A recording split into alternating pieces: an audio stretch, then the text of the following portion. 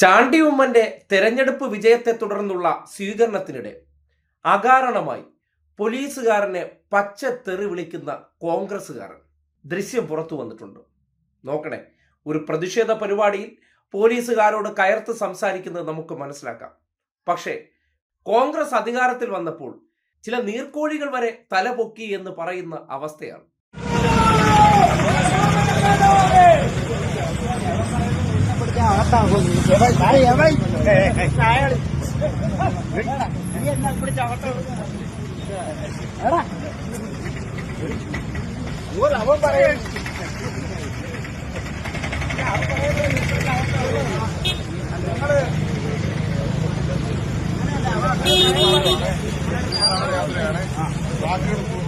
കണ്ടില്ലേ, എന്തിനാണ് ഇത്രയും മോശം ഒരു പദപ്രയോഗം പോലീസുകാരനെ വിളിച്ചത്?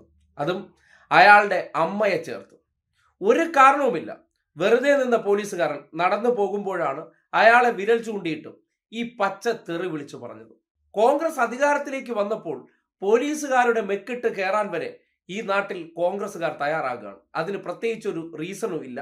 ഞങ്ങൾക്ക് അധികാരം കിട്ടി എന്ന ഹുങ്ക് എല്ലായിടത്തും പ്രകടിപ്പിക്കണം. അധികാരം കിട്ടിക്കഴിഞ്ഞാൽ ഞങ്ങൾ രാജാക്കന്മാരാണെന്നുള്ള മനോഭാവങ്ങൾ ചിലരൊക്കെ പിന്തിരിപ്പിക്കാൻ ശ്രമിക്കുന്നുണ്ട്.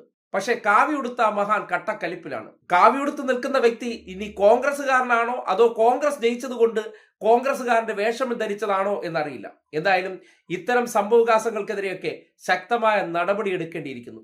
അകാരണമായി വ്യക്തി എന്നുള്ള നിലയ്ക്ക് അവരുടെ ജോലി ചെയ്യാൻ നിൽക്കുന്ന ഉദ്യോഗസ്ഥരെ ഇമാതിരിയൊക്കെ തെറിവിളിക്കാനുള്ള ലൈസൻസ് ആണ് ഭരണമെങ്കിൽ അതിനെയൊക്കെ പോലീസ് ശക്തമായി ഇടപെട്ട് തിരുത്തി തന്നെ പോകേണ്ടതുണ്ട്. അവൻ